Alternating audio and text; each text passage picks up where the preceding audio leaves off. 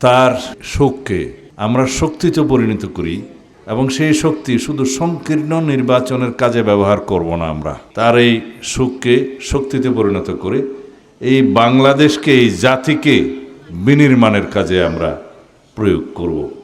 আজকে আমাদের দেশনেত্রী মরহুমা বেগম খালেদা জিয়ার মাগফিরাত কামনায় এই মাহফিলে উপস্থিত আপনাদের সকলের প্রতি আমি কৃতজ্ঞতা জানাচ্ছি। মরহুমার প্রতি তার রুহের মাগফিরাতের জন্য আপনারা সূরা ফাতিহা পাঠ করেছেন, কুল হুয়াল্লাহ পাঠ করেছেন, সূরা ইখলাস, দরুদ শরীফ পাঠ করেছেন। এটাই ওনার রুহে যাবে, সওয়াব বকশিশ ফরমাবে। আপনাদের সবারই দিলের মধ্যে দেশনেত্রী বেগম খালেদা জিয়ার জন্য আপনাদের মায়া আছে, দরদ আছে, দোয়া করেন, আমরা জানি। দেশনেত্রী বেগম খালেদা জিয়া আজকে আমাদের মাঝে জীবিত নেই, কিন্তু একথা সত্য, তার মৃত্যুর পরে এদেশের সকল মানুষের অন্তরে, সারা বিশ্বের সকল গণতান্ত্রিক কামী মানুষের অন্তরে তিনি স্থান পেয়েছেন। তিনি সকলের অন্তরের দোয়া পেয়েছেন। এদেশের নির্যাতিত, নিপীড়িত সকল মানুষের দোয়া তিনি পেয়েছেন। সারা বিশ্বের মধ্যে এ পর্যন্ত ইতিহাসের সর্ববৃহৎ জানাজা তার নসিব হয়েছে, আলহামদুলিল্লাহ। এতেই প্রমাণ করে তিনি এদেশের মানুষের কত বেশি প্রিয় ছিলেন, এদেশের মানুষ কত বেশি তার উপর আস্থা রাখতেন, ভরসা রাখতেন। তিনি তার সারা জীবন গণতন্ত্রের জন্য সংগ্রাম করেছেন, মানুষের অধিকার প্রতিষ্ঠার জন্য সংগ্রাম করেছেন, আন্দোলন করেছেন, ত্যাগ স্বীকার করেছেন।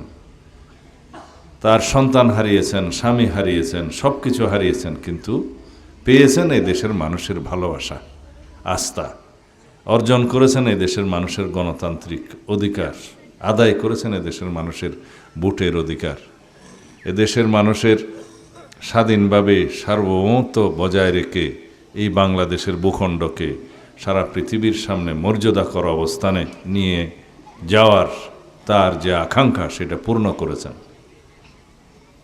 আমরা সবাই যতদিন বেঁচে থাকব, ইনশাআল্লাহ তার এই ত্যাগকে স্বীকার করব, মূল্যায়ন করব।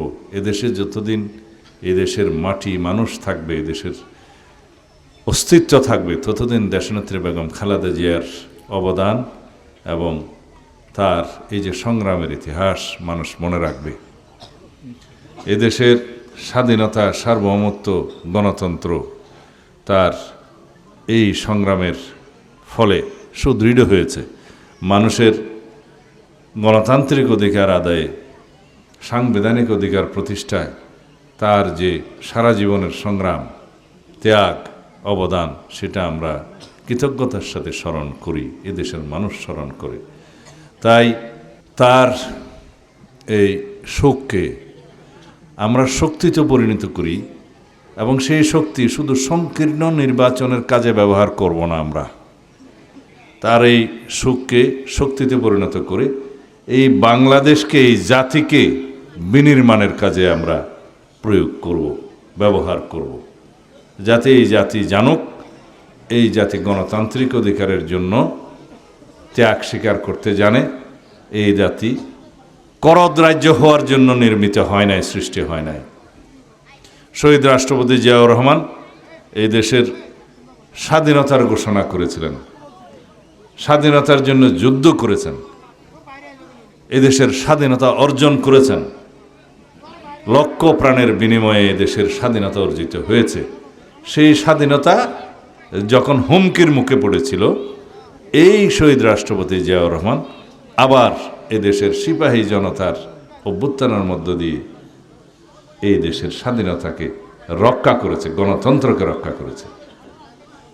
আওয়ামী লীগ বাকশাল সৃষ্টির মধ্য দিয়ে এদেশে একদলীয় শাসন ব্যবস্থা যে প্রতিষ্ঠা করেছিল, সেই বাকশালকে তিনি বিলুপ্ত করেছেন।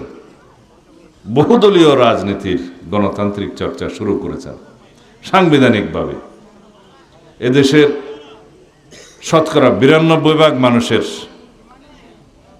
ধর্মীয় অনুভূতিকে সম্মান জানিয়ে বিসমিল্লাহির রহমানির রহিম সংযুক্ত করেছেন সংবিধানে।